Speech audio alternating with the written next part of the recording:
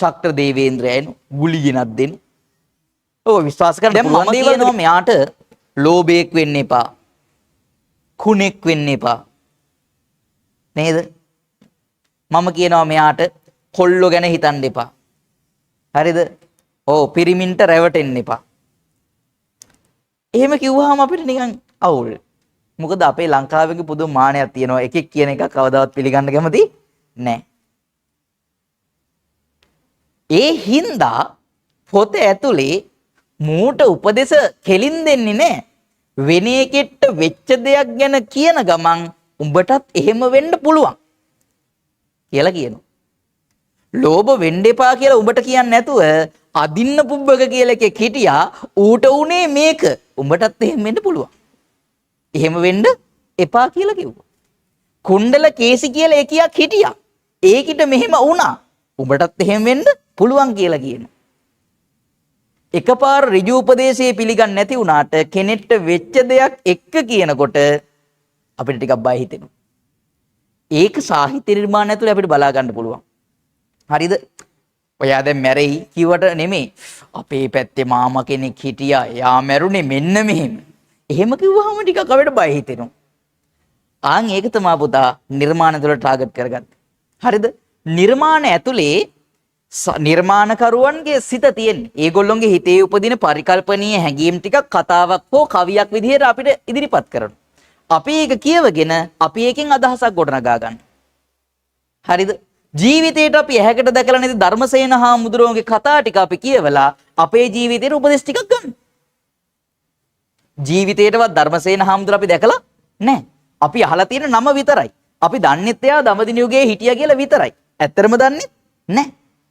හැබැයි එයා පොතේ ලියලා තියෙන කතා ටික අපි දැඩිව විශ්වාස කරනවා. හිතන්නකෝ.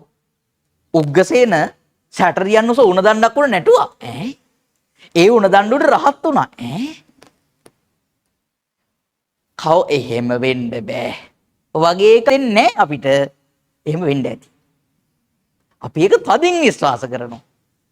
නිකන් හිතන්නකෝ මේ මට්ට කුණ්ඩලී කතාවේ විශ්වාස කරන්න බැරි ඒවා තියෙනවා. යකෝ හිතහන්කෝ විශ්වාස කරන්නම් බෑ. අදින්න දැන් අපිට කතාව ඉගෙන ගද්දි තේරෙනවා මට්ට කුණ්ඩලී මිය ගිහින්. හරිද? මැරුණට පස්සේ පුතේ තාත්තා අදින්න පුබ්බක සොහොනට මිනිහ ගෙනත් දාලා හැමදාම ඇවිල්ලා සොහොනේ අඬනවා. මේක මට්ට කුණ්ඩලී දිව්‍ය පුත්‍රයෙක් වෙලා බලාගෙන ඉඳලා වෙස් වලාගෙන ඇවිල්ලා තාත්තා ළඟ ඌත් අඬනවා. දැන් අපි මේක අහන් ඉන්නවනේ ඇත්ත වගේ. ජීවිතේට උඹලග එහෙම එකෙක් වාඩි වෙලා අඬ තියනවත් දැන් උඹ දන්නද මෝ දිව්‍ය පුත්‍රයෙක්ද කියලා? හිතන්නකොනේ.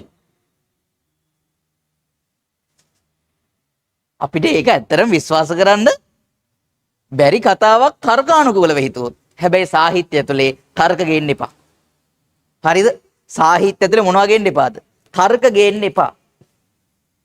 ගොඩක් සාහිත්‍ය නිර්මාණ ගැනයි භෞතික විද්‍යාව සහ විද්‍යාව ගැනයි හරිද හරියට ඒක වෙන් කරගන්න බැරි වුන් තමා පුතා සාහිත්‍ය ඇතුළට මොනවා ගේන්නේ? තර්ක අරගෙන.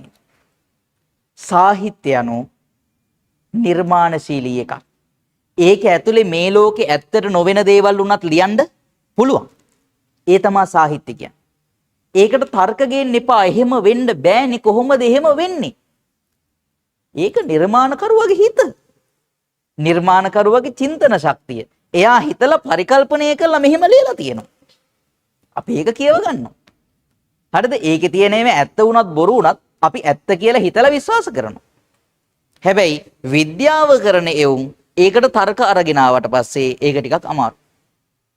හරිද? ඇත්තට මෙහෙම දෙන්නේ කොහොමද? මේක විද්‍යාත්මකව පැහැදිලි කරන්න. එහෙම බෑ. සාහිත්‍ය ඇතුලේ විද්‍යාත්මකව පැහැදිලි කරන්න බෑ. මොකද මේක ජීව විද්‍යාවවත් භෞතික විද්‍යාවවත් නෙවෙයි. මේ අපි කතා කරන්නේ සාහිත්‍ය ගැන. සාහිත්‍ය ඇතුලේ තියෙන්න ඕනේ එකම දේ මොකද්ද පුතා? රසය පමණයි. හරිද? සාහිත්‍ය ඇතුලේ තියෙන්න ඕනේ රසය. කියවීමෙන් අනතුරුව අපිට රසයක් ලැබෙනවා නම් ඒ සාහිත්‍ය නිර්මාණයක්. උඹට විද්‍යාව පාඩමක් කියවුවට පස්සේ 아무තු රසයක් දැනෙනවද? වහව්. එහෙම එකක් තියෙනවද? නෑ. උඹට භෞතික විද්‍යාවේ ෆිසික්ස් ගානක් හැදුවට පස්සේ වව් ඒ වගේ ෆීලිං එකක් එනවද? ගාන හරි ගියාම ෆීලිං එකක් එනවා ඇති. හැබැයි මම කියන්නේ 아무තු රසයක් තියෙනවද? කතන්දරයක් ඇහුවා වගේ හැඟීමක් ඇති වෙනවද? එහෙම නැහැ. ඒක තමයි මම කියන්නේ. සාහිත්‍ය නිර්මාණය ඇතුලේ තියෙන්නේ රසයක්. ඒ රසයන් ටික ග්‍රහණය කරගන්න එක තමයි සිංහල විෂය හදාරන උඹලගේ තියෙන්න ඕනේද? හරිද? ඒ රසයන් ටික උඹලා විසින් එකතු වෙලා හදා ගන්න ඕනේ. හරිද? උඹලට අපේ පන්තිය ඇතුලේ කියලා දෙන්නේ. අපේ පන්තිය විතර නෙමෙයි ආර්ට් කරන දරුවන්ට, කලා විෂය ධාරාව කරන දරුවන්ට කියලා දෙන්නේ. ඔයාලගේ තර්කය අවදි කරනවට වඩා ඔයාගේ භාවයන් හැඟීම් අවදි කරන විදිය ගැන. හරිද? ඔයාට මේ ਵਿਚාර කරන්න ඕනේ නම් පොතපත කියව ගන්න නම් ඔයා හිතන්න ඕනේ භාවයෙන් හැඟීමෙන්. හරිද? මේවට තර්ක ගේන්න එපා. සාහිත්‍ය ඇතුළට ප්ලීස්. හරිද? තර්ක ගේන්න එපා. එහෙම වෙන්න බෑනේ. කොහොමද එහෙම වුනේ? ඕන දැන් මං ඒ කියන්නේ ඉස්සරහට තව කතා එන ඕන තරම් පුරාතන ගද්‍ය ඇතුළේ. හරිද? පුරාතන ගද්‍ය ඇතුළේ තව කතා ඕන තරම් එනවා.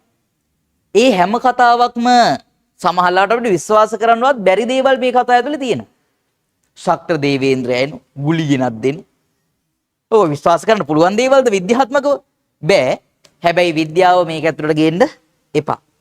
සාහිත්‍ය කියන්නේ සාහිත්‍යයට. අපි සාහිත්‍යයෙන් බලාපොරොත්තු වෙන රසය පමණයි. දැන් පැහැදිලිද? පොළොන්නරු යුගයේ Hindu ආගම ශිවාගමත් එක්ක මාගනේ ආවේ. මාගගේ භාෂාව තමයි පුතා සංස්කෘත. හරිද?